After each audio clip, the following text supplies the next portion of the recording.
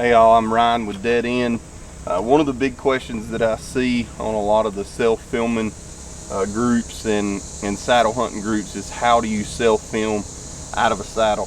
Now, I know there have been some people that have made videos and stuff, and there's a lot of good information out there, but I just wanted to give you my take and kind of my setup and how I set everything up. So we're running the Cruiser Seeker, the Cruiser XC and Bottomland. For camera arms, I have the 4th Arrow Satellite. I don't have my camera on here. Obviously, I'm filming with it, but I do have a fluid head. So just kind of show you how I go about self-filming out of a saddle setup. A lot of people have asked me, is it really hard? Is it a lot different? To me, it's actually easier filming out of a saddle than it is out of, say, a lock-on or a ladder stand or something like that. A ground blind is pretty easy to film out of, but to me, filming out of a saddle is really simple. And I've been doing it for a while, and I've kind of learned a few things and kind of figured out a few things as I've went of how I like my setup. So here's just some ideas for you to try.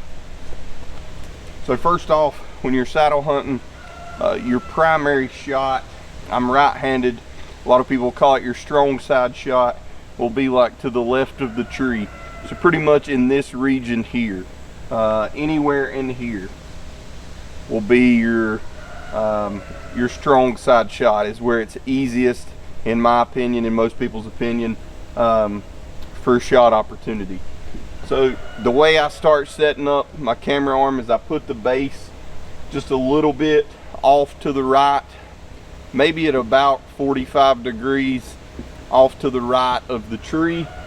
And then with the satellite, it's got plenty of reach, as you can see, but it's also compact, and it has the 3 sections, so it's really easy to pass it under your bridge, and I think that's very important. So for a strong side shot, we'll say just in the direction of the tree, just off to the left a little bit, I will pass my camera arm underneath my bridge, and I will sit. You can push it all the way up against the tree, you can keep it back here, just depends on the exact angle. I keep my bow on a bow holder off just above my tether on the left hand side. So that is how I film my strong side shots over here. Same way back in this region, I can still see my viewfinder really well if I'm passing under my bridge and shooting here. Anywhere in here, even all the way back to what they call a drop shot, I can put my camera here. It's super easy for me to move it. I can keep my bow in my bow hand the whole time while I'm moving, and then get where I want to be, clip on to my string, draw, and shoot. With some other camera arms that are maybe longer, I've heard people say that they have trouble with that drop shot. To me, it's just as simple as the strong side shot. You just come here. You can lean into the tree, put your knee in the tree, if you're more comfortable with that. Me personally, sometimes I'll put my foot just on the top of my platform. That gives me a really good base, and again, my camera arm is right here.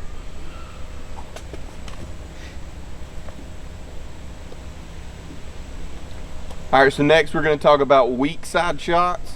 So anything to the right of the tree, all the way back around to, say, your back right.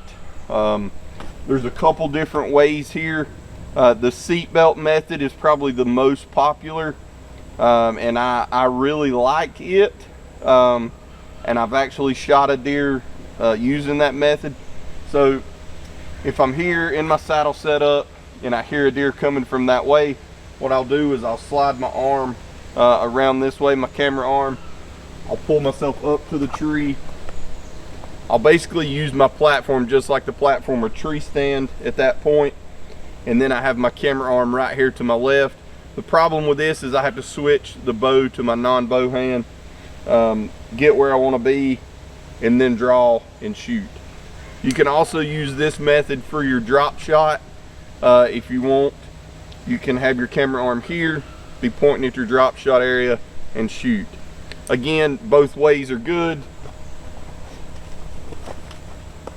One thing that I have done differently that I haven't seen some of the other videos talk about is really the farthest weak side shot closest to the tree.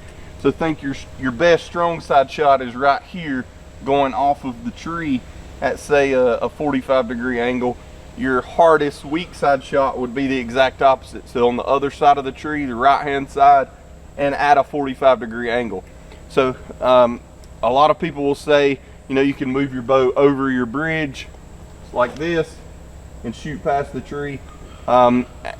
It gets kind of difficult there because you're shooting over your camera arm. It's a little bit odd. That's probably the hardest shot.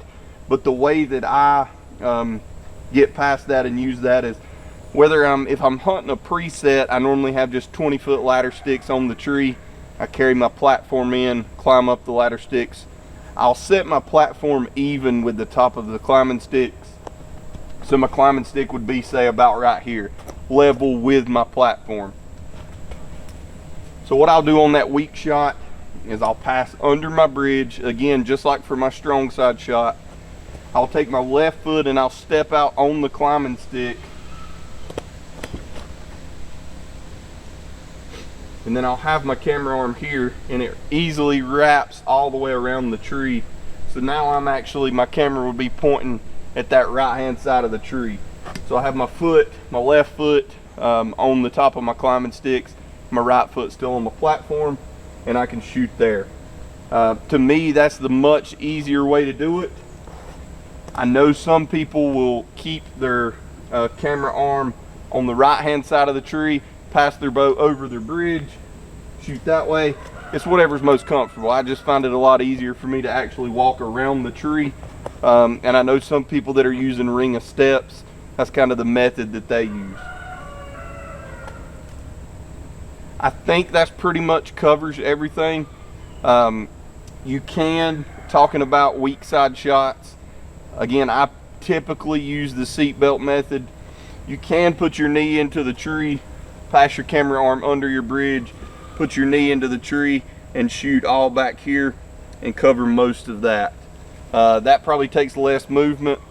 The seatbelt method does take a little more movement, and that you have to pull yourself to the tree and turn around. But once you're here, it's just like filming out of a tree stand, out of a lock-on or a ladder stand or whatever. And you can cover more of this little area here that can be hard with your knee in the tree. So from here, I can pretty much shoot all the way around here.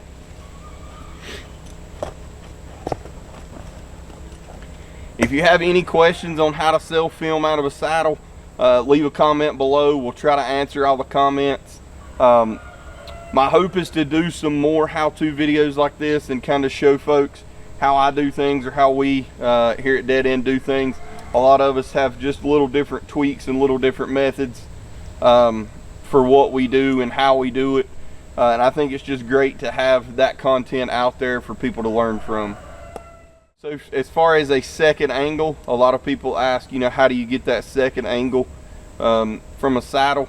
Me personally, the strap that goes around above my tether that has my bow hanger on it, has a hanger for my pack.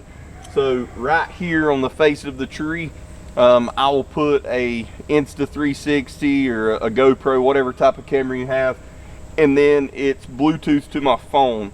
So I run it off of a battery pack so it can stay charged for an entire day if I hunt daylight till dark.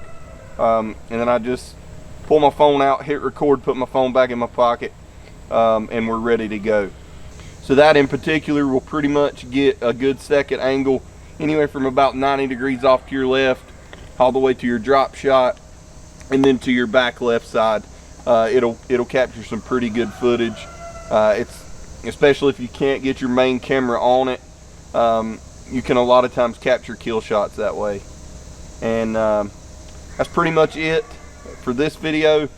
We plan on again doing some more how-tos here shortly in the near future, and hopefully that'll kind of help you guys see how we do things and maybe help you learn new ideas and things you want to try. Thanks for watching.